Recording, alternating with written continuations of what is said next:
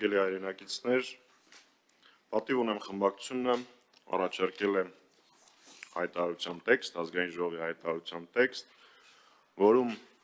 արձանագրված փաստերը հայտնի են բոլորին։ Պարզապես այս հայտարարության մեջ դրանք կրճատ շարադրված են, նշեմ նաև, որ այս փաստերը կարելի էր տևական ավելի երկար շարունակել եւ այստեղ ներկայացրած են բացառապես ամենաաղաղակող, ամենաշատ ցավ եւ խնդիրներ մեր երկրի համար առաջացնող փաստերը։ Հայտարարության ներկայացումից ի վեր թերևս երկու կարևորագույն կետ կարելի էր ավելացնել, մենք չենք ներկայացնելու փոփոխություն, բայց առաջինը երկրորդ կետով արտաքին քաղաքականություն, արկածախնդրություն եւ զիջում բաժնում կարելի էր ավելի մանրամասն ներկայացնել այն անորոշությունները, որոնք առաջացել են Վաշինգտոնյան արձանագրությունների, Վաշինգտոնում կնքված փաստաթղթերի հետ կապված Նիկոլ Փաշինյանի վերջին ելույթների համատեքստում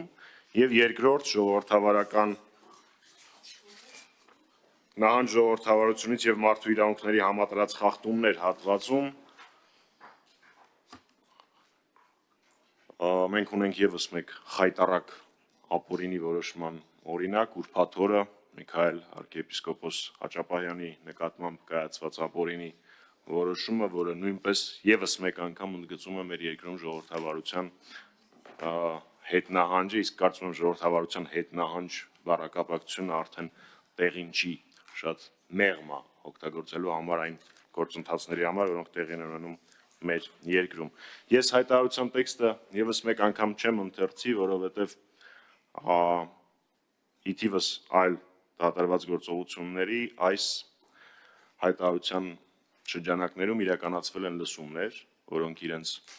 արդյունքները արդեն իսկ գրանցել են հասարակաքաղաքական իրական ընդդիմադիր հասարակաքաղաքական դաշտի կոնսոլիդացիայի տեսանկյունից նախ այդ լսումների ժամանակ Հայաստան խմբակցությունը հայտարարեց, որ միանում է եւ ստորագրում է մեր ձևաթղթի տակ վարչապետին անվստահություն հայտնելու գործընթացի համատեքստում եւ հնչեցին բազմաթիվ ելույթներ արտախորհրդարանական քաղաքական ուժերի, հասարակական միավորների ներկայացուցիչների կողմից, ես ճիշտ ասած վերջին շրջանում նմանօրինակ կոնսոլիդացիայի դեպք չեմ հիշում, ուստի սա կարող ենք համարել լավ սկիզբ, որպեսզի որևէ մեկի մոտ տարընթերցում չառաջանա, առաջին հերթին մեր քաղաքացիներին տեղեկացնում եմ եւս մեկ անգամ, որ սա վարչապետին անվստահություն հայտնելու գործընթացը, իսկ խոսակցականում իմպիչմենտի գործընթացը չի։ Սա հայտարարություն է, որ արձանագրել է մեր երկրում արտաքին քաղաքական եւ ներքաղաքական, ինչպես նաեւ անվտանգային խնդիրները, իսկ վարչապետին անվստահություն հայտնելու գործընթացը ընթանում է իր հունով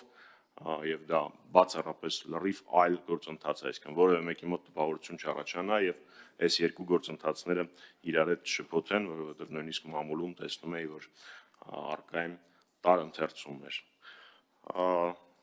Ես ավարտեցի ներկայացումը, պարոն Վարդանյան։